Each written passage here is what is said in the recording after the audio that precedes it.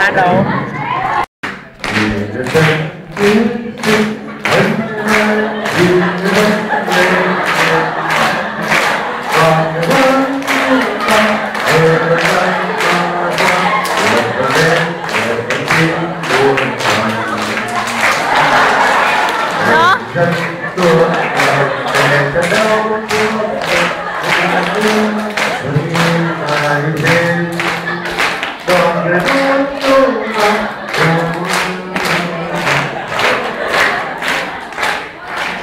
Quên mất rồi.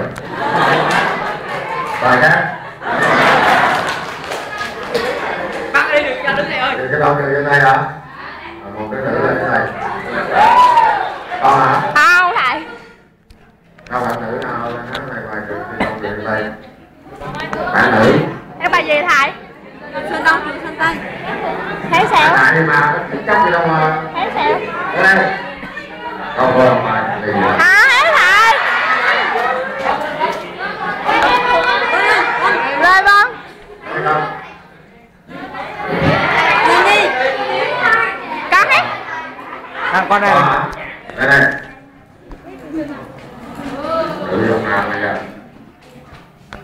Cùng mắt giống trên đường chiều sớm, hai đứa hai cùng xa đường xa chân mỗi đêm nắng đường sân không nhớ đường say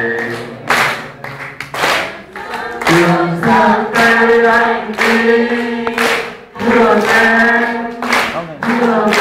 tình ấy đường là gắn cho cuối mây rừng già cho dài tay áo thêm dâu rồi em có lấy ăn không. Hỏi ra này.